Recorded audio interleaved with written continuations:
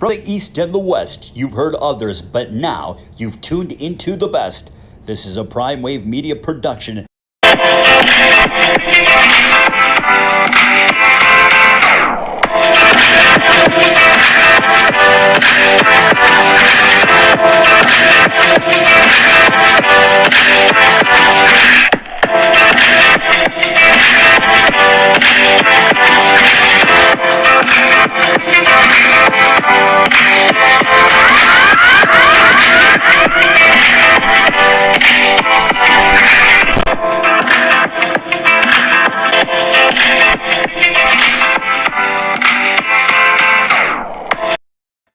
What's up, world? It's the one and only Pop DBICD PrimeTime Capper, and it is time for the premier sports betting show, the Primetime Angles Live, and I'm feeling good. I'm feeling great. It is Monday, January 24th, and man, it is a beautiful day where I'm at in Southern California. You know, we had some bad winds this weekend and everything like that, but you know what? You can't ever replace these winters out here in good old Southern California by way of Pasadena. So pretty much we are here, and you know, it's Monday, so we were able to get him in here. He got a busy schedule now, but you know, he's one of our favorite people in the world, and it's our Monday correspondent, our guy, the Don of Cape Cod, Mr. Jeff Dawson. What's going on, Jeff? I hope everything's great with you, brother. It's one hell of a weekend. I'd like to say I wish it was a hell of a week for our ECSI VIPs, but came out of the gate strong, 3-0, caught a couple dogs in the middle of the week, got no traction, and then the weekend in college NFL was just simply amazing. We could talk for hours, and I know you got a busy schedule here, but things are good. I wish I had some of your Southern Cal weather, but it's cold, windy. Heading up to Stores tomorrow to see UConn versus Georgetown. Or maybe I'll say hello to Pat for both of us there. And but we're excited, Pops. We're glad to be back. All right, man. Good to have you back as well, too. He was too busy for me last week. He did 2,000 shows, you know, so pretty much he's doing it big right now. He's big. He's just moving on down the road. But you guys make sure to check out the Breakfast Bankroll. Great show. You guys will be always tuned in and tuned up when it comes to the odds. So make sure you guys do follow Jeff at EC Sports Invest, and pretty much you guys go ahead and follow the East Coast Sports Investors on IG if you're not doing it yet. So let's jump into our first topic in hand, and the Bengals send home the AFC top seed on a game-winning field goal, 19-16, to play in their first AFC title game since 1988. And I know that Jeff did 3 backflips in a row when he saw that that these guys were going to do it. But let's keep it honest, Jeff. I know you didn't have them going all the way to the AFC Championship game. Now they're just playing with house money, as you told me the other day. The Bengals, though, great job. They showed a lot of grit. They showed a lot of moxie, and I have a new respect for their head coach as well, too. He did a great job. I thought that he was kind of just being a valet for this team, but he showed great decision-making in a clutch situation, and he also made sure that this team just did not quit on the defensive end. They could have yielded to a very physical Titans team because I felt like the Titans were going to out-physical them, but they did not do that. They were even in the physical game, and the Titans made the mistake. They made the mental mistakes in situational football. The Bengals took advantage of it and wound up winning this game, and it was an absolute gem of a game. It was a battle of the minds type of game, Jeff. Now, real quick, I just want to run the stats, and then I'll let you go ahead and take over from there. Now, when you look at the stats of this game, everything's kind of even. You got 17-16 of first downs, third down efficiency. So, Jeff, this is the big difference. The Bengals had 15 third downs that connected on 7 of them. The Titans had 8 for third downs. They only connected on 1 of them. Now, total yards in the game, the Titans outgained them 353 to 345. The passing game went to the Bengals in the spot, and the rushing game went to the Titans. So when I look at this, you got a quarterback that got sacked 9 times, and you still won the game. But you only had 1 turnover in the process. The Titans had 3, and that was, to me, the difference in the game right here. And you got to understand the time of possession battle was won by the Bengals as well, too, and they had more penalties. So the Bengals just really won this game on sheer grit and determination. What are your thoughts, Jeff? Pops, a team, anyone watching and listening to the NFL Bet Exchange, it took you a few weeks to warm up to this team, but I talked about them from the jump start. A quarterback coming off a big injury where they decided to take Jamar Chase instead of the offensive tackle to protect Mr. Burrow. A team that got stronger as the season progressed. An injury by T. Higgins early in the year that allowed Burrows to really rebond with Jamar Chase. A team that come December beats the Kansas City team at home. I had some tough losses early at home. Just you could see them getting stronger. And I talked about this on social media, on Twitter, anyone that wanted to listen, how much of a weapon McPherson was and they had in the kicking game. And it proves, again, I mean, he kicked 4 field goals against your Raiders, and he comes back with another 4 here. And really what got me was this is Mike Vrabel, for the most part, I think is going to be coach of the year. They had a hell of a regular season. They had the bye week. Henry comes back.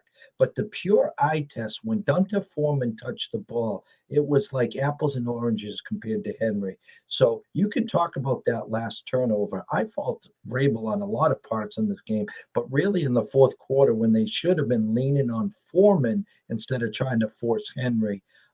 It was, like you said, it was grit, determination, house money.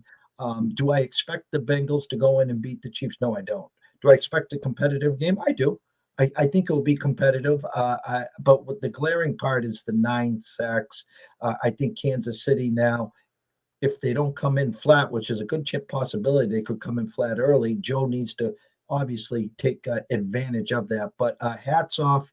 I just hope this isn't Dan Marino part 2, where Dan got to the Super Bowl year 2 and never got back. So the promise and the future is definitely in the Bengals, but this year I think Mahomes will be back in the Super Bowl. All right. So I like what I hear there, Jeff. Let's go ahead and move on to our next topic at hand, and it's going to be a doozy as well, too. It's actually going to be a really good one. It's going to be for our next game that was this weekend. Rodgers falls short again. 49ers win a classic in the snow and win in a classic form in the snow at Lambeau, 13-10. And actually, that's their second or third win in a row at Lambeau. And I think they might be the first team to actually go ahead and be able to brag about something like that. This is absolutely befuddling to me because when I was younger, when you went to Lambeau hadn't lost a game at Lambeau. I mean, the Packers hadn't lost a game at Lambeau in like 40 years, 50 years. And then Michael Vick goes in there and has the game of his life.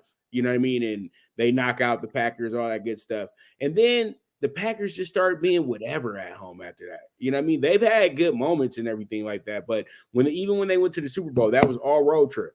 There was no home games that were involved in that. They were all on the road. And, pretty much the Lambeau home field advantage is just not there anymore. But I had the feeling that this game was going to come down to a moment like this.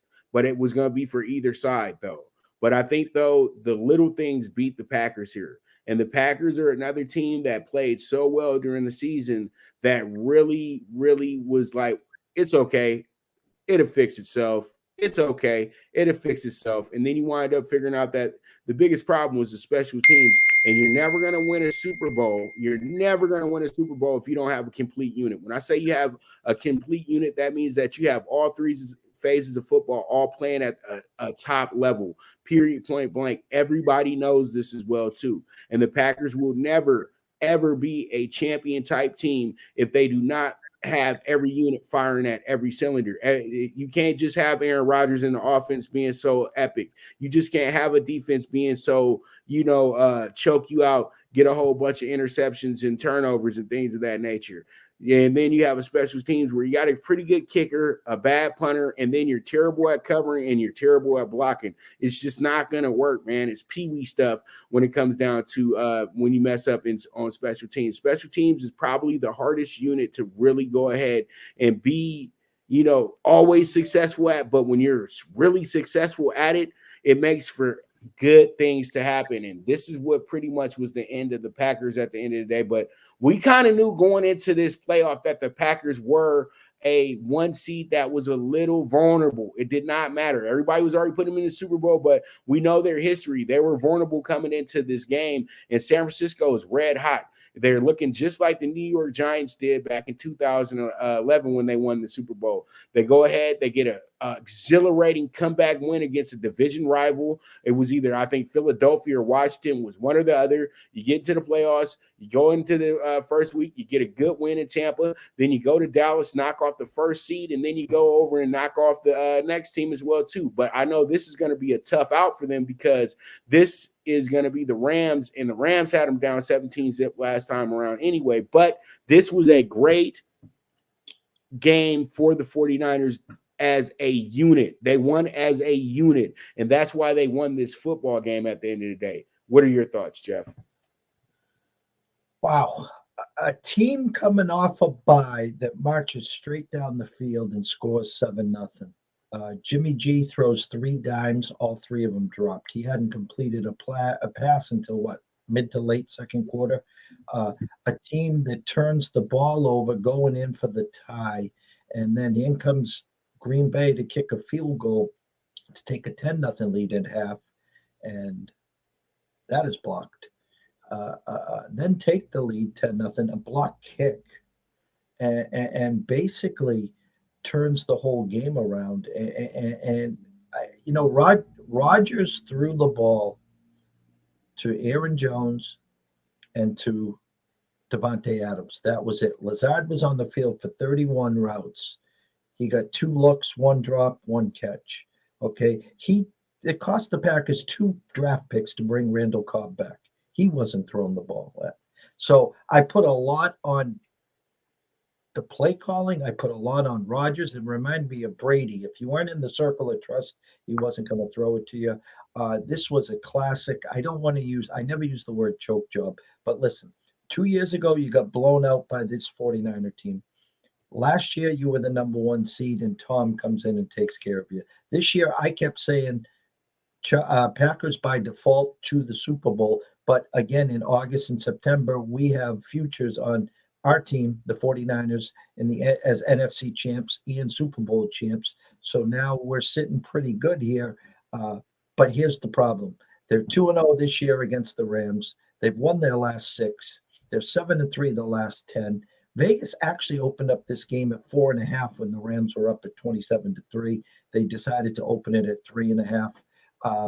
I personally, even though I have a lot of tickets on the 49ers, I think at the end of the day, like you said, the Rams had that 17-0 lead. I think they get out early and often. They don't blow the lead, and they most likely will prevail on Sunday.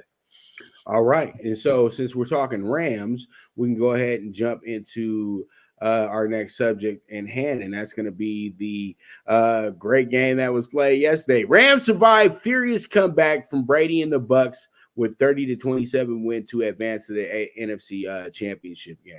Now, from what I see here is that pretty much we have a team in place in the Rams that are destined to host their Super Bowl at their stadium. And, pretty much, hey, they want to be a participant, just not a host. So Stan Kroenke made sure that he got his golden goose, his head coach, Mr. Sean McVay, whatever he wanted. And Sean McVay, I think now has to go ahead and show that it's worth, the price of admission. It's worth risking future draft picks. It's worth mortgaging your future on situations. It's worth putting the cap in a bad spot. It's worth putting your owner in a bad spot who has to pay $800 million to the city of St. Louis for leaving St. Louis, even though the lease was up. So pretty much, Stan Kroenke needs you to really go ahead and cash this check with the SoFi situation. But they got a game closer. I thought that the Rams literally wanted to give this game away. I don't like to talk like that, but we had McVay go full Schottenheimer and Stafford go full Detroit, and they still won the game. Absolute miracle, because we had Cooper Kupp go full Steve Largent at the right time. So that's where I say the Rams literally won this game on the simple fact that they were able to have the ball last with time left on the clock. And they were able to take advantage of a very bad defensive call by a very good coach in Ty Bowles. But if we keep it real here, without the turnovers, the Rams dominated the Bucs yesterday. It was really a no contest, to be honest with you. Yeah, the Bucs made a great comeback and everything like that, but the Rams literally punched them in the face and then punched them in the face some more, and then decided to say, okay, we'll give them a little bit of chance because, Jeff, me and you both know you go in for that touchdown before the half, it's ball game. Brady would have been packed. Brady would have been booking his vacation right there as soon as they went up 27-3. But they gave him a little bit of life there when they were able to stop that from happening because the Rams did absolutely everything that they wanted yesterday. And they're not going to have the same privilege of doing that Sunday, but this offense is keyed up right now, Jeff. And it's something that is beautiful to watch, but we already know, hey, Poppy, San Francisco got your number. And they've had your number since you was in LA the last time. So this game is huge. So huge, Jeff, that the LA PRs have already came out and said that if you do not live in the LA area, the greater Los Angeles area, you are not to buy a ticket to the game. It's only for LA people. They're not going to let you overcrowd this thing with San Francisco fans. But PR people over with the Rams, let me tell you something pretty funny. There's a lot of 49er fans that live in Los Angeles as well, too. So you're not going to keep them out the stadium. But this is going to be an epic game. But I really, truly feel that this was more about Tom Brady showing his age in a sense as well, too, Jeff. And then also that this Bucs team is a little toxic right now. And they saying that this might be Tom Brady's last game. I don't think it's going to be his last game, but it may be his last game in Tampa. Your thoughts? You know, I believe in karma. Okay, so I'm going to take this a step further. When Tom and the Bucs defeated the Chiefs last year in the Super Bowl, the headline was Tom, Mahomes stinks. He's overrated. The Chiefs stink. Okay, well, as I've said 10,000 times on your show, and I'm going to say it one more time, Mahomes had no left tackle, no right tackle, and he had a bum foot. Okay, and the Bucs just destroyed them. They took advantage of the holes, and that's exactly what the Rams did yesterday. Tom's missing a center that's hurt. Okay, Wirtz couldn't basically play. All right, they got destroyed. And as you said right before the half, the fat lady was singing. If it was not for the 2 Akers fumbles, the Cup fumble, okay, and the turnovers, this game would have, no one would have been watching it in the third and fourth quarter. Yes, Tom came back. He was missing offensive weapons, okay? It was a depleted Tampa Bay team. I will piggyback off you. Heard rumors all week last week, okay? In Tom's circle, there was such a rift going on between him and Arians again. The AB drama. And are you on Tom's side or Arians' side? There's too much going on. I'm telling you right now, like Rodgers says, he's going to take some time. You have seen the last of Tom Brady. Tom is going to go off into the sunset. He's not going to go to another team unless he gets Arians fired and he brings in a McDaniels or something. Because initially I would have said maybe they move Bowles in to the head coach for a year. But I don't know after yesterday if they'd even do that after Cooper Kupp 27-27 gets loose twice and then they lose on a field goal there. But again, I'm giving more credit to the Rams. Again, if it wasn't for the turnovers, this game was just a blitz from the opening kickoff. And hats off to Stafford and all those naysayers as well. You know, they've been talking about how he can't win a big game. He, granted he was with the Lions. Go back to some of his years. He was having an MVP year till his back went out. McVay wanted him. They exchanged Goff for Stafford. Had a few hiccups. Lost Woods. They bring in OBJ. Akers looks amazing. I know the 2 fumbles hurt, but I expect a turnover-free battle on Sunday. And again, today I'm saying I think the Rams get them. Right. And I would say this, I'll go ahead and just finish it with this. I got to give Stafford his props as well too. He held his ground up under fire, but I already knew he had it in him. He had moments in Detroit where he did the same exact thing, but it was earlier in his career. It wasn't later in his career. But this team is giving him the opportunity to show his skills as the great quarterback that he was hyped to be. So pretty much, I think Matt Stafford is just finally playing to the potential that we all expected him to, early in his career. You know what I mean? And this is without Megatron, things of that nature. And I'll have to give OBJ his props. He has made this team that much more dynamic in the receiving game. I know losing Woods, you had to get used to it, but now with OBJ, you make the defense have to think a little bit. And that's why the back end for the Bucs just looked so awful Sunday, because they had to deal with the X factor as well too. Van Jefferson, a great football player that's going to be a great fantasy guy down the road as well too. I think that Van Jefferson could be moonlighting as possibly Robert Woods' replacement as well too, somewhere a few years from now as well. So I love what I see, and all in all, we'll have more and more to talk about with Brady all week, and we'll have more and more to talk about with this game as well too, if you are coming on Friday. So pretty much, we'll get back onto it, but this was a hell of a game, and it was a hell of a finish. But all in all, this game should have been more of a blowout than anything. But hey, it is what it is. The Rams get the victory, and they survive to go ahead and defend. Get an opportunity to win an NFC championship in their stadium, and then 2 weeks later win a Super Bowl championship in their stadium, the first of its kind. So there's some good motivation for the Rams right there. All right, so let's move on to our final topic before we go into our first break.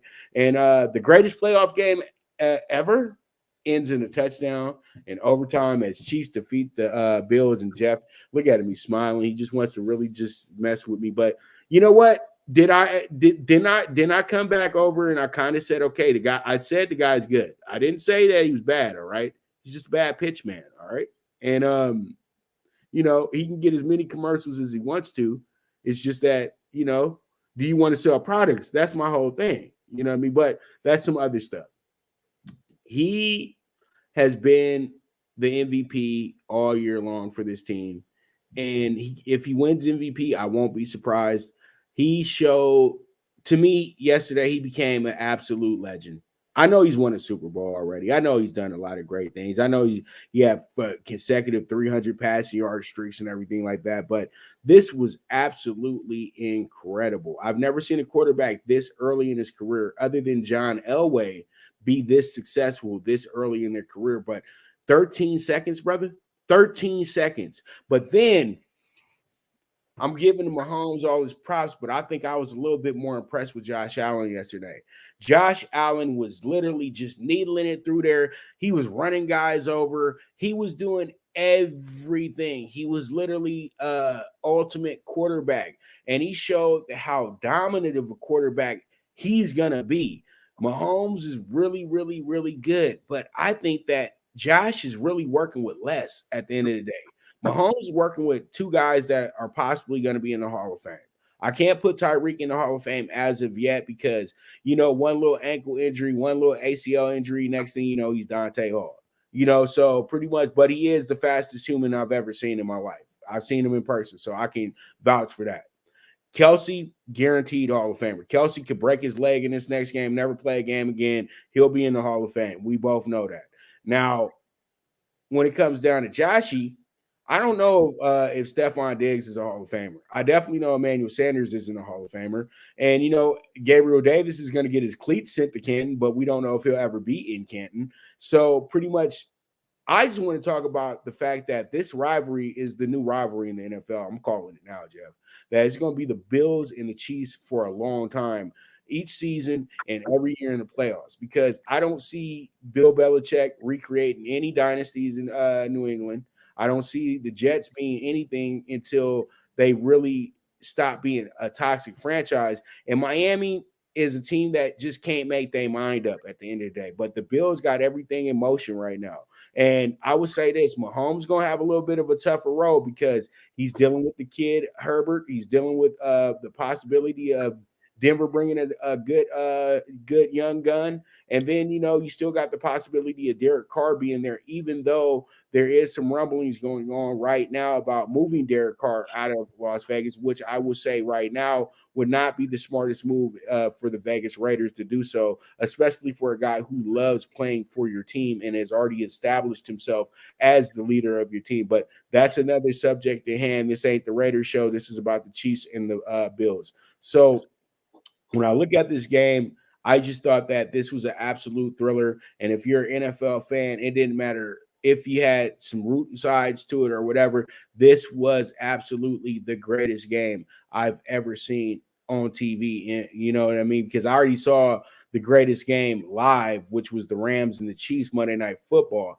But this was the greatest game I've ever seen on TV, literally in any pro sport I've ever witnessed, to be honest with you. And I was here for and I thought nothing would top 0.4, Jeff, to be honest with you. But 13 seconds. We are literally getting ready for the post-game show with the Bills.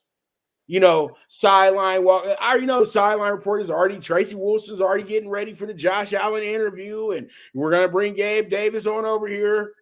No, Patrick wasn't having none of that. Patty wasn't having none of that. And then his girl had to embarrass him after they won. Baby girl, do not pour champagne on all the fans. I know y'all won, but golly, it was a divisional. We do that at the Super Bowl, and they ain't going to let you do that in L.A. So, so pretty much that's my 2 cents on it, Jeff. But hell of a game, great game, not more to say. Somebody had to win. So, hey, it is what it is at the end of the day. But my question to you before you start, do you think this will take a lot out of the Chiefs going into this week? I'm afraid they come out flat. And if they do, Joe gets out there to a, 10-0 lead or 13-0 lead. Because we did see them come out flat against the Steelers, 0-0 after 1, 7-0 Steelers early in the second till they got it cranked up. And you don't want to get behind a Cincinnati team playing with house money. But I do fear that. I think Andy will have them ready, though. And you know what? We talked about karma with Tom. You got to talk karma here. His only playoff loss ever, and I say this all the time, he was a coin flip away from potentially going to his 4th straight Super Bowl. Think of that, Pops. 4 years, 4 Super Bowls. Okay. Tom and Mahomes went at it. Overtime, Patriots won the toss, and they marched down the field and got a touchdown and won the game. We did know whoever won that toss was going to score a touchdown and win. Hats off to Mr. Allen. Hands down, an amazing, not just game playoff. What he did against the Pats, 9 straight scores. What he did today, yesterday. Gabe Davis, had him on my fantasy team. Where the hell were you all year? They found a hole. They found someone that was struggling, and they just picked it apart. And 13 seconds, you're right. The game was over. And the one mistake everyone's saying that they made was they kicked it all the way into the end zone versus trying to squib kick.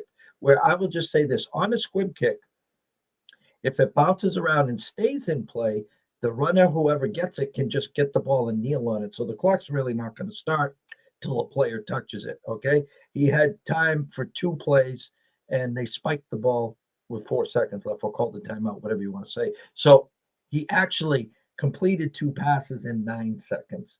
And so this is now Brady versus Manning. This is your new Brady versus Manning part 2. And it was epic. There's nothing else you can say. I feel for the Bills guys and their fans. The fact that I think even Vegas made a statement with the opening line only opening at 1.5. They were making a statement that it was the Bills' turn. This was going to be the changing of the guard. As I stated earlier during the year, Pops, if the Bills had got the number 1 seed, this would have been flipped. The Chiefs weren't going to win in Buffalo. There was no way in hell they were going to win in Buffalo. And the fact that they had to go to Kansas City again, now it's 2 years in a row, the Chiefs have knocked them out. Last year in the AFC finals, and this year in the semis. So there's nothing I can really say. Both defenses were gassed. And when you got elite weapons, Tyreek Hill, you have Travis Kelce, Pringle had a big game. They got Hardman into space. CEH was back with fresh legs. And I've said the last couple of weeks, McKinnon has looked real fresh. And I expect the defense to play a lot better.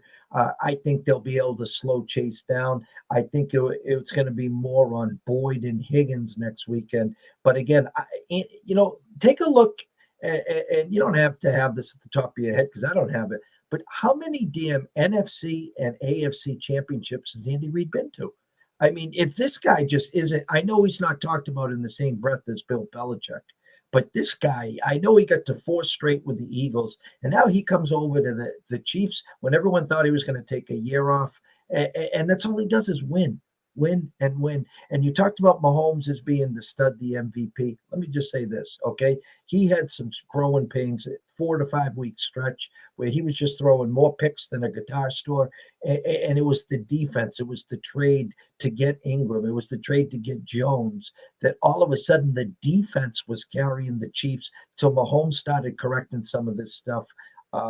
Epic will never be duplicated. All 4 games, I mean, all 4 walk-offs, three by field goals, and then 1 again by Patty Mahomes to Kels there. Josh will be back, Bills will be back, but this year the Chiefs will be in the Super Bowl. All right. Good take, Jeff. So we're going to go ahead and take a quick break. But before we take that break, you guys go ahead and press that ad link if you guys are trying to go up in the air right now. Southwest is now a proud partner of the show as well, too. But you guys can go ahead and get your Rapper or Rewards, sign up, get your card and all that good stuff. I'm a Rapper Rewards member as well, too. It's an absolute benefit because when you got to go ahead and catch that flight, those points will come in very handy. So, if you fly across the nation like I do, you'll love this. So go ahead and press the ad if you're trying to book a flight and then get some rewards for it as well, too. It pays to fly Southwest. So you guys go ahead and check it on out. So with that, we're going to go ahead and take our first commercial break. And when we get back, we're going to jump into the NBA and the state of the Lakers as well, too. So you guys stay tuned. This is the premier sports betting show, the Primetime Angles Live. Good News Only Racing Club, led by the legendary Doug O'Neill, the trainer of 2 Kentucky Derby winners and I'll Have Another and Nyquist. Also trained 2-time Breeders' Cup champ Golden Sense, who are just a part of a long list of thoroughbred champions trained by Doug O'Neill. The Good News Only Racing Club has a young core of horses to look out for in Dennis's Celery, Irish Heatwave, and Notre Dame, just to name a few. Win the day every day with the Good News Only Racing Club, a proud sponsor of the NFL Bet Exchange. From the East and the West, you've heard others, but now you've tuned into the best. This is a Prime Wave Media production.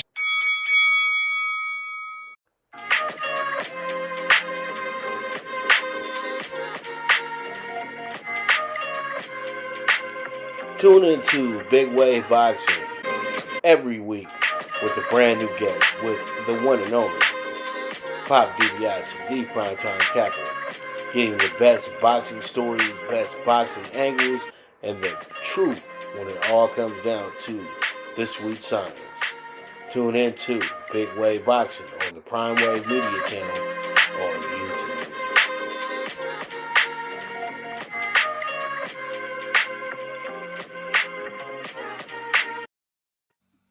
All right, we are back with the premier sports betting show, the Primetime Angles Live, and I'm your host, Pop DiBiase, the Primetime Capper, and the Don of Cape Cod. Our Monday correspondent, Mr. Jeff Dawson, is with us today as well too. So let's go ahead and talk about they're the evil empire in Boston, but they're my boys. It's the Lakers, and I gotta talk to the Lakers because I got a lot of Laker fans that watch the show and everything like that. So I gotta keep us in tune and keep everybody confident in the Lakers. You know that, Jeff, because we got a real split here in Lakerland, Laker Nation. We have the real Laker fans that understand how the Lakers are, and we do expect greatness all the time, but we do understand it's a process to it. You know what I mean? You got to build these things. And then you got the parade watchers, people that came with LeBron. You know what I mean? Guys that they go everywhere with LeBron. You know what I mean? It's LeBron's they guys. I go everywhere with LeBron. And I'm going everywhere with Russ. You know what I mean? I just pull up and I'm complaining. I've been rooting for the team for 2 games, and I'm already trying to make adjustments. You know what I mean? And so pretty much right now, everybody just has to just chill. You know what I mean? The Lakers are 5-5 this month. They played 10 games, Jeff. They're 5-5. They played a great game against Orlando where they had to come back in and wound up winning the game by almost 20 points. Then they come back, get down about 22 points last night, only wind up losing the game by 6. This team is so close, Jeff. It's so funny to me. And you got AD returning in 2 weeks. You got Kendrick Nunn any game now, coming back. And LeBron is scoring probably at the highest rate he's ever scored in his career. And he's 37 years old.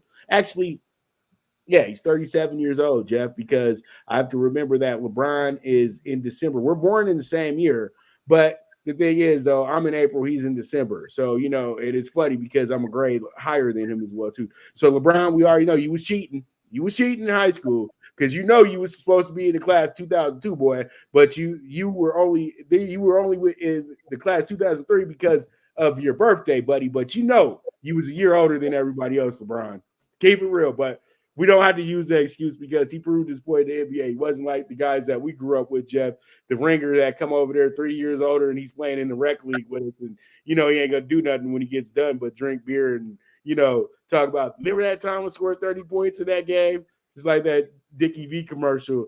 I remember Jimmy Joe. He got a quadruple double. Yeah, I remember that game. Yeah, those people. So, LeBron's different, I know, but all in all, the Lakers, I'm not worried about this, Jeff. I'm not worried about it. I look at the schedule this week. I'm looking at this week for sure this week with the Lakers is that they have a good schedule this week, okay? They got Brooklyn, no KD. Yeah, because they do have 6 road games in a row, okay? And they just got done with the Miami Tango. We know that they probably were in the club the night before, or LeBron had some type of private party or something over at one of his little hangouts or something like that. Everybody had a good time. They in Miami. It came off of a win. So you got Brooklyn, you got Philly. Those games are going to be tough, but very winnable games. Charlotte and Atlanta. So you split 2-2 in this group, you're good. But I would like to see 3 out of 4, to be honest with when it comes down to the Lakers. But I think that the Lakers are just about a week or 2 away from having a good streak and putting and bringing themselves more confidence. Forget what the fans are talking about. Forget what the media is talking about. You have to build confidence within yourself. And then when everybody sees it, they'll shut up. Okay. So pretty much I see good things on the arrival or, on the horizon, as I like to say. Damn, I'm mixing up words, but on the horizon. What the hell is on the arrival? You know what I mean? But on the horizon. So pretty much that's how I'm feeling there, Jeff. You know what? That's all I follow on social media, and it's just like a Masons convention because that's all they're showing is Westbrook and Westbrook and Westbrook and Westbrook. And I said on day one that was the wrong move. You needed a 3-point shooter. They weren't going to obviously get you Klay Thompson. I talked about Buddy Hield for a long time, and you needed someone not what Russ can do, but someone that can stick the outside jumper and let LeBron drive to the paint and dish. Well, it wasn't a good fit. Now you're stuck with all that money. And listen, let's be real here. They are not right now at the Phoenix level. They're not at the Golden State level. And then those guys below that, they have a lot of work to do to get ready for the playoffs. And I think that they can do it.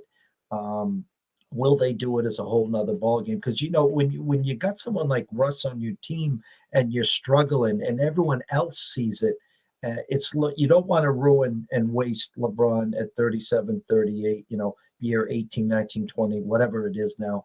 The fact of the matter is that you're running out of time. And if Russ isn't the answer, then what are you going to do? You only can flip this team so many times. No one's taking that contract. So you got to make it work. You got to make it work. And if it takes AD and LeBron to throw them in a locker and say, hey, wake up, kid, will you? We're trying to win this together. Not as we don't care about the triple doubles anymore. We just want the W's. And I think you can do it. You got a few weeks till the All-Star break, make a couple minor moves, and let's bleep and go.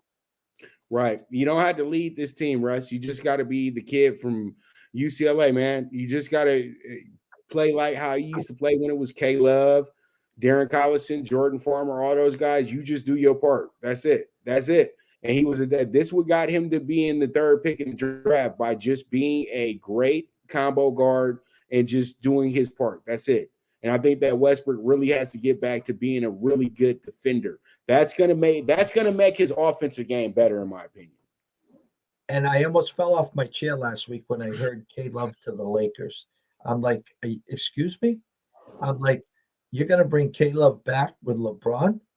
And the fact that the Cavaliers are playing some pretty good damn ball. I don't think that they're going to take Love out of their treasure chest here to help the Lakers. But I saw that last week, Pops, and I thought of you immediately.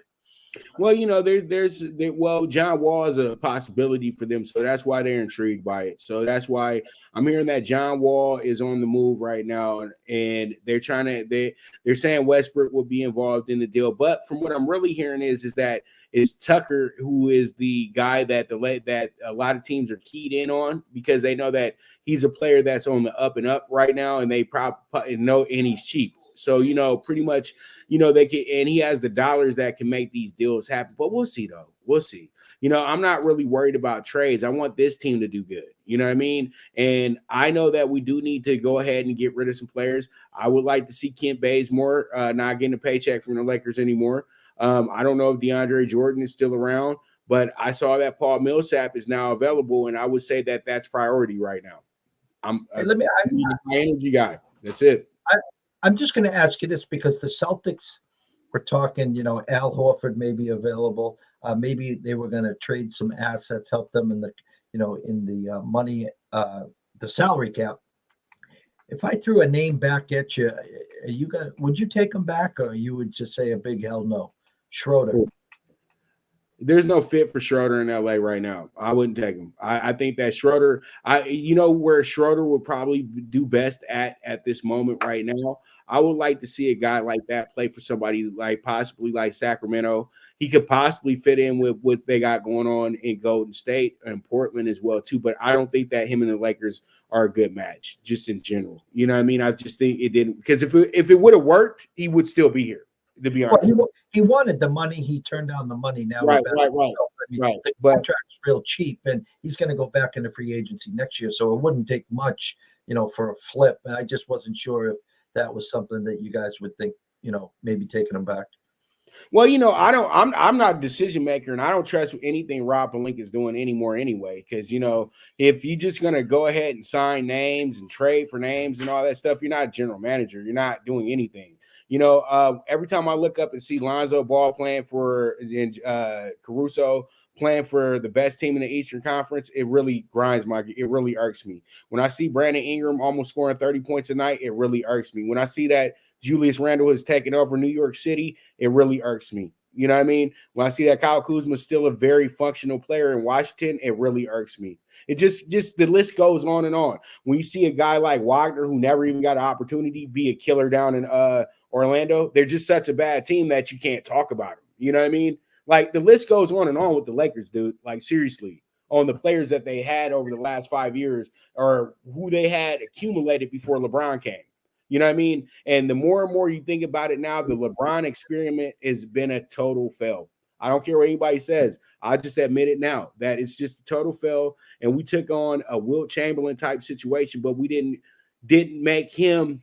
We didn't do what the old Laker regime would have done. You had to learn how to be within our team. We're not going to do any favors for you here. You know what I mean? And if you don't like it, you can just leave. But when you live in LA, who cares? You feel what I'm saying? And I think that they did way too much appeasing to LeBron instead of just saying that, LeBron, this is our plan. This is what we're going to do. We know that you want to win championships and things like that. But can you just help us help these kids learn how to win? And once he taught them to learn how to win, this will be a 60 to 65 plus win team every year with the unit. And they would have been in the finals last year. I guarantee it, bro. I guarantee it. And they would have won the bubble as well, too, with those same guys. I know it sounds crazy right now, but they just needed everybody to be healthy. And they had it going at one point, and then Zoe gets hurt. Then LeBron messes up his groin, and everything blows up after that. Then everybody gets impatient. Yeah, that's what it could have worked. It could have worked, but because I thought that LeBron was going to be smart about this thing. Okay, I'm getting older in age. I need to play with the young boys. I need to have a team full of young boys, not another guy my age playing with me. I need to play with the young guys and be the big brother, the OG. You know what I mean? Let's go. I see these good kids. We're going to all play at the park and we're going to beat everybody. And y'all going to be my last run. But he didn't do that. And that's why LeBron gets such a bad look by a lot of fans. That's why they always talk about Jordan. That's why they always talk about Kobe, because those type of things that LeBron does. You know what I mean? Kobe, Jordan, they would have saw that talent. They would have figured out a way to work with that talent. And then it comes back to who the Lakers put in charge to be the coach. Okay, Luke Walton was the coach. LeBron played the game. Oh, you were in the league when I was in the league, so I'm not going to listen to you. It's that simple. Oh, I want Tyronn Lue. Tyronn Lue's not a fit for the Lakers. Okay, I'm sorry. We don't need people who are just crossing their arms saying that good job. All right, they need guys that can coach. You need the Phil Jackson types of the world, guys that can really get into your mental and get the best out of you. You know what I mean? And I think that Luke Walton was getting close to doing that, but you had to give him a chance to do that. You feel what I'm saying? Listen, I have to deal with the Celtics here where they had to appease both Tatum and Brown, and it's Tatum. Tatum runs the show. Tatum was tired of Stevens. We didn't want to fire him because he had 4 years left on the contract. So what do? We move him upstairs and we tell Danny it's time to go. And now we get to, two divas. I'm a big Brown fan. Okay, I'm going to make that clear. I will trade Tatum in a heartbeat. Tatum wanted to go to Phoenix on draft day. He wants to play out west. He wants to be closer to Tinseltown. He wants to be closer to LeBron and all that stuff. Okay, I tell you right now, I will trade Tatum straight up, who's got a max deal all set. I will trade him right now to Phoenix. You didn't give Aiden his contract yet. I will take Aiden. You want to throw someone else in? Done. It's done. Instead, we got Tatum that can't make a shot and now celebrating because he scored 51 points last night and they won. Who the bleep cares? Okay. Right. They care about three things, Pops. I'm going to say it one more time. They care about their brand, their sneaker deal, and their 2K rating. They don't care about winning championships anymore. They don't. Right. And see, when you come to the Lakers and the Celtics, it's not about just being in the NBA anymore. You playing with tradition. You playing with the gods of the league, literally. You know what I mean? And it's like king. It's like real like king stuff. You know what I mean? When you get to the castle, you're supposed to show up. You know what I mean? I know that they've had lean years in time, but when you're supposed to be big superstars, big time players, you come there and you show up to win championships because that's what everybody expects. And that needs to be your mentality all the time. It's just winning for this franchise. You can do all that brand stuff and all that goofy stuff when you play in Orlando and playing in Atlanta and playing in all these other places. But when you play for all that, you don't need to do all that, because if you're already balling as is, all that stuff's coming as is anyway. You know, Larry Bird never had to worry about sponsors or anything like that, or getting some ads, because Larry Bird plays for the Celtics. Everybody's calling his agent. Magic Johnson plays for the Lakers. Everybody's calling his agent. You know what I mean? You don't have to do all that. All you got to do is go perform. And that's what they're not realizing when you play for the Lakers and the Celtics. It's just perform, because they see you get higher in NBA lore when you play great for these two franchises. I don't mean to toot their horns or everything like that. It's just true. When you have the most Hall of Famers combined in the NBA with both franchises, it's just that type of party.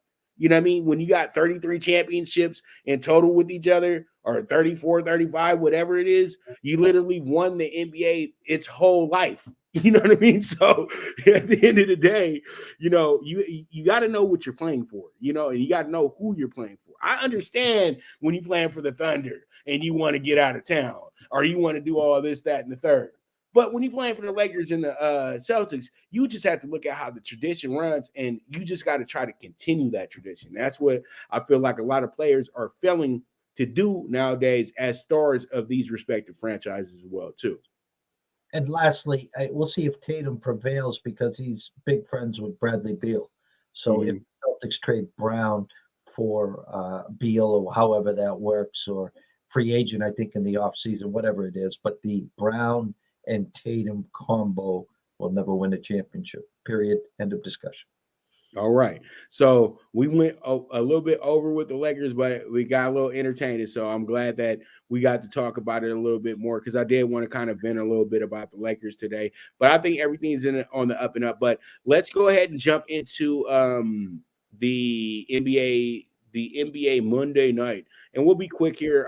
I got some spots here that I like now. We only got 4 games tonight. You got the Knicks and the Cavs tonight. This is a good one. You have a line of it jumped to plus 7.5, but it opened up at 6.5. And then also you have an over-under of 202 tonight in this game. You have a Cavs team that's playing really good basketball this month. And you know what? The Knicks have a winning record again this month. They're playing some really good basketball themselves, and they're making some pretty key moves. The Cavs and the Knicks as well, too. I think adding Cam Reddish is huge for the Knicks moving forward, and it's going to make them a power player here in this playoff situation as well too. I think the Knicks got the first round upset written all over them if they're able to get into the playoffs this year as well too, Jeff. But the Cavs are the most impressive team in the league. They're the best team against the spread in the NBA, and they're also probably the best defensive team in the league when it comes down to rebounding and changing shots, all that great stuff. And that's all credit to Evan Mobley and to Jarrett. So pretty much they are doing something that they would call a throwback, but I would call this something of a renaissance to show everybody that it's certain teams that can play the run and gun style. But then there's certain teams that have to play this style to win basketball games. It's all about what you're the most comfortable with. And that's why I say that we shouldn't designate just one portion of the game to be the game. You know what I mean? When the Lakers were the Showtime Lakers, they were the run and gun guys, but the Celtics were the guys that, okay, we're going to run and gun, but if we need to bring the ball up the court, we're going to bring the ball up the court and stop everything we're doing to actually run plays, set picks, and do all that good stuff. So I think that everybody has to play to what their strengths really are, and I think the Cavs have pretty much showed everybody that you don't have to play one style for everybody to, be able to compete. You can play every style. And it just depends on how games go. But all in all tonight, I look at this game as a big game for the Knicks. They're coming off of a good win last night. They play really well on the road. I know a lot of people are going to overbet the Cavs because now everybody's woken up. You know, you could get the Cavs the first 6 weeks of the season literally every night as a 6-point dog or better, Jeff. And they really made people a lot of money here early in the season. So pretty much now they're at the point everybody knows who you are. Everybody knows that you're good. The Knicks are going to go about this a little bit differently, and I think they wind up getting a nice upset tonight, avenging that 126-109 loss at the Garden a few months back. You know, 2 teams, again, I think they flipped the script from last year to this year. The Cavs have been one of the surprises, obviously, this year. They've done an amazing job. A Knicks team who we had the under, we thought last year was a great year. We thought that they would degress, I guess, or take a step back this year. Bit of struggle. Kemba, when he's on, he's played well. When he's hurt, that's what happens. It's what he did for us in Boston. A line that opened at 7 is now down to 6. 65% of the bets, 76% of the money, all on the Knicks. The tickets are moving in the right direction there. And under over that opened at 203 is now 202.5. 72% of the bets over. 88% of the money under, so that number's moving right there. A game I'm going to grab the popcorn. I think it's a toss-up. I don't know which team of each will show up, but should be an interesting game for sure, Pops. All right. We move on to Indiana and New Orleans. We have the Pacers and the Pelicans. These are 2 teams that are kind of just, I wouldn't say relevant in the NBA, but nobody really cares about what's going on in either one of these camps. But I give the Pacers their props. The Pacers won really huge games back-to-back nights. They were able to beat the Lakers and they were able to beat the Warriors back-to-back nights. And they almost beat the Clippers as well too, and wound up scoring 43 points that game. And they wound up in that whole little run, Jeff, as well too, getting over like maybe 115 points per game in that stretch as well. And they were having like 30, 40-point fourth quarters for 3 straight games. So you know, this team is starting to pick it up offensively, and I like it. And their last loss was, to Phoenix. Yeah, they didn't get to Phoenix, but they only lost to Phoenix, I think by 10. So Phoenix is a really good team. And then when you beat the Lakers and the Warriors back to back on the road like that, and then also you were able to compete with the Clippers. I just think that LeVert is a hot hand right now, and you got to ride that hot hand. I think he's going to have a big night tonight against the Pelicans. I really do like the Pacers, but I think that we have to go ahead and play the actual under I bet what the over tonight actually, because as I said before, these teams are scoring a lot of points. I don't know if I can really trust the Pacers in that regard, but I do like the Pacers plus 135 tonight. That's a good play for you, but I think that the over is the best bet here for the Pacers and the Pelicans tonight. Your thoughts, Jeff? Line opened at 1.5, now 3.5 across the Vegas Strip. 60% of the bets, 97% of the money, all coming in on the Pelicans. Under over opened at 214.5, now straights 216 across the Vegas Strip. 76% of the bets on the over, 60% of the money on the under, yet the line has gone up 1.5. Reverse line movement on the over, Pops. All right. So we'll see how this one shapes up, see how it shakes out. We'll move on to our next game, Thunder and the Bulls. Now, everybody knows the Bulls are shorthanded tonight. That's why we have such a short spread. Don't think that you're getting some value or anything like that tonight, because this still is a tough game for the Chicago Bulls. Reason being is because they do not have their star point guard, Lonzo Ball, who's out for the next 6 to 8 weeks with a knee injury. And then also you have, Levine, who's still out until next week. So you just got DeMar DeRozan, who's carrying the scoring load. Absolutely pathetic last night. They wind up scoring, I think it was Jeff, they wound up scoring 95 last night, and he scored 41 of them. They wound up losing the game by 19 points. That's not going to cut it. But they were going against a very desperate Orlando team. See, Orlando is really bad, and so when they get moments like that, they're going to take advantage of it. So tonight, the Bulls can't let that be replicated tonight with the Thunder. So I think that they're going to be much better on the defensive end tonight. So what happens in this game is, which happens in a lot of games in OKC, it seems like this year, that this game will go under. So I'm taking the under in this spot, the under 218.5. Quick, your thoughts, Jeff? It's a game that obviously looks intriguing for the fact that the Bulls only opened at 1.5. I mean, it smells cheesy to me, but like you said, they're banged up and shorthanded. 70% of the bets, 61% of the money, all coming in on the Bulls. Opened at 1.5. Still 1.5 at Circa and Westgate. Flat twos across South Point, DraftKings, and Caesars. Under over opened at 214.5. 66% of the bets on the over. 73% of the money on the under. Yet the line has gone to 217. So Pops, the reverse line movement, sharper, heavier money on the over 217. I'll be honest with you, that Bulls bet is value. I think that the public's going to get their money tonight, to be honest with you, because they played bad last night. I don't think they're going to play that bad tonight. And it wasn't an offensive thing. It was a defensive thing with the Bulls last night. And I think with this team not being great offensively, OKC, I think they'll be okay. You know what I mean? But I know why they're doing this, because they have to make sure that they get that even betting, because if they put the KC as the favorite, then everybody's going to annihilate that Bulls plus money against a team that hasn't even won, 15 games this year. So pretty much, it is what it is at the end of the day. All right, we move forward, and we have the Jazz and the Suns in a possible playoff matchup for later on down the road. But I think the Jazz are honestly kind of smoke and mirrors, to be quite frank, Jeff. I think that they're really good, but they took advantage of a pretty easy schedule to start the year. They had a lot of home games within that as well too. Then they had a lot of road games against teams that were struggling when they met up with them. But it seems like when they're playing against the better teams and the upper echelon teams, they have real issues with these squads. And I just think that they're another team that is possibly thinking about making moves before the trade deadline to maybe toughen up a little bit more. I think the Jazz are a bit soft, but they have a really good talent on that side. But I just think that they're a little soft. That's why the things are coming out like this. And then you have the Phoenix, a team that's kind of going through the motions right now. Both these teams, they're not consistently killing every single night. But, I would say this, that we're getting to the point to where, that's the start of the October, December, November, all those is the first start of the year. That's the first stretch. But as we keep going, people start falling back and people start going forward.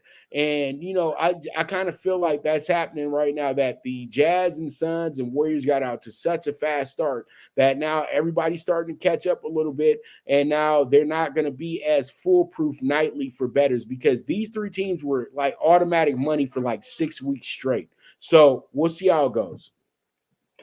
Yeah, a game where a lot of people are down on Utah. 51% of the bets, 66% of the money, all coming in on the Suns. Opened at 9.5, is a flat 11 across the Vegas Strip. 11.5 right now at DraftKings. If you're window shopping on Phoenix, you can get them at 10.5 at WinBet. Under over, 80% of the bets on the under, 86% of the money on the over. Opened at 222 and a hook, is now a flat 221. So a little reverse line movement on the under. A lot more tickets on the under, but a lot less money on that. So keep an eye on that. All right. So that goes ahead, and that will wrap up our segment for today with the games and everything like that. So pretty much, let's go ahead and get into talking tickets. And before we get into talking tickets, let's go ahead and get into this real quick. Some more ads for you guys. You guys go ahead and check out Choice Hotels. You got the Cambria there as well too. Comfort Inn. I know that it's not the Vegas Strip or anything like that, but hey, you got to travel. So if you're traveling, we do got some great deals for you guys. So make sure you guys hit the ads and everything like that for Choice Hotels. And so we can go ahead and jump into our segment now, which is going to be talking tickets. And so pretty much we have this right here. We have American Money Line with the -115, and also we have it +8 with Hampton, and also we have -4 with Florida, and then we also have George Mason with the -7, and then we have Louisville with the +5 today, and then also we have Weber State money line with the +125. This is going to rack up a 60-1 ticket right here, Jay. What do you think about this one? The Louisville Virginia game surprises me in this part is that the under over is at 123.5. That's a Louisville number. If it was a Virginia number, it would be around 112, 113. So I definitely like the Louisville play. The Florida team has just been Jekyll and Hyde. I don't know which Florida team's going to show up. They got us good on Saturday. We went against them, and they were up by 3 at half, and they went on a huge run, and they blew out Georgia Tech. So was it Georgia Tech? Who's Scotty Vanderbilt? They blew up Scottie Pippen's son. But I like where your eyes are. Nice price tag. It would be a hell of a way to start the week, brother. Yes, sir. Yes, sir. All right, so let's go ahead and jump into our 4 for tonight in the NBA. As I said before, dog of the day with the Knicks, and then we also have the under 218 with the Bulls and the Thunder, the over 215.5 with the Pacers and the Pelicans, and then we end off with the Jazz covering tonight. They don't have to win, just cover +10.5 in Phoenix. So that's a 19-1 ticket right there, and that will be our show for today. I want to go ahead and thank my man. Let me just interrupt. As we were speaking, our friends at the Circa, Mr. Derek Stevens, Mr. Metcalf, and the boys dropped the Knicks to 5. So you might be onto something, Pops. All right. So, yeah, man, they thinking like I'm thinking, bro. That's the whole thing, because the Cavaliers, everybody see, because once you get popular, when you're on the block doing your little thing, working hard and stuff, and then people start to notice you, then you start getting cute. And then I can't deal with you no more. So that's why I'm going with the Knicks tonight, because the Knicks need this a little bit more. You know what I mean? And the Knicks are playing some better basketball right now. I like when the Knicks are playing this type of basketball. So we'll see how it goes. But Jeff has to get to his next show, so you guys make sure to check that next show out as well too.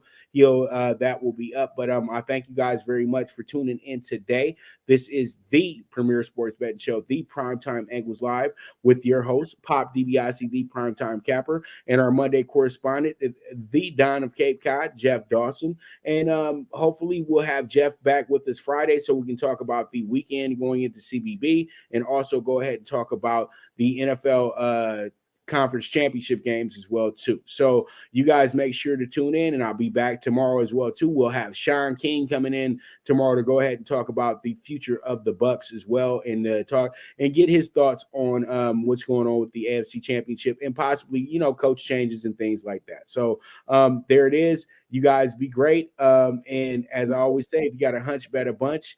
Always bet with your head, not with your heart. The movement is moving, and we are gone.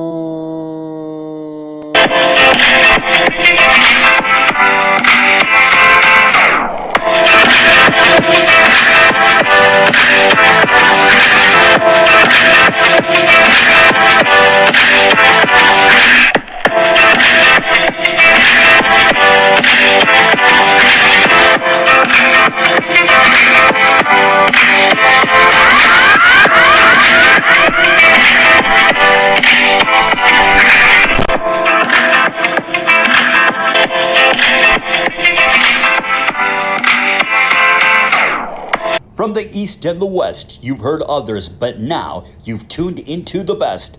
This is a Prime Wave Media production.